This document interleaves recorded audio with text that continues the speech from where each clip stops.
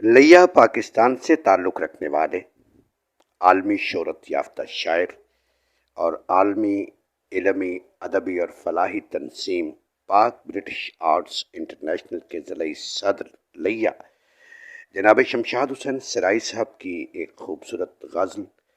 آپ کی شاداب سماعتوں کی نظر کے میں مصنوعات اپنے ذہن میں کچھ یوں سجاتا ہوں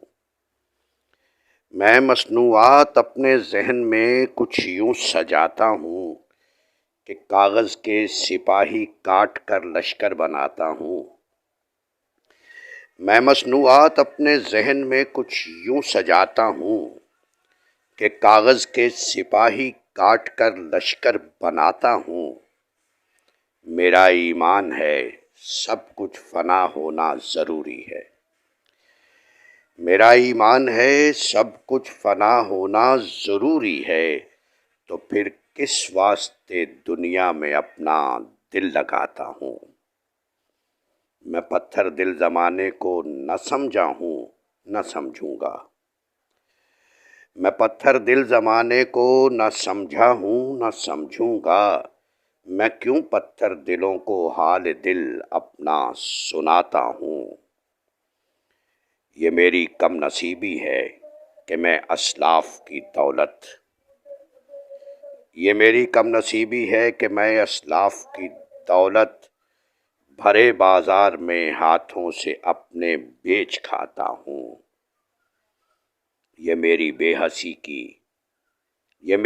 حسی کی آخری منزل نمایاں ہے یہ میری بے حسی کی آخری منزل نمایاں ہے جہاں آنسو برستے ہیں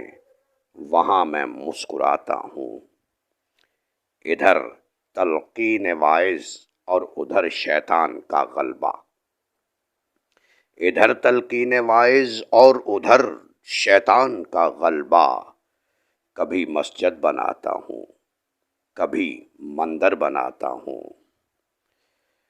تیری توحید پر شمشاد کا ایمان کامل ہے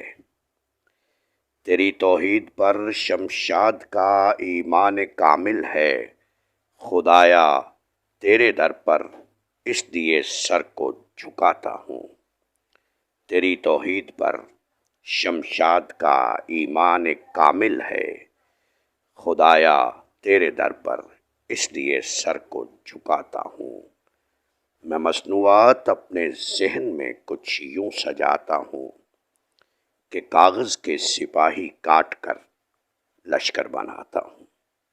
بہت شکریہ بہت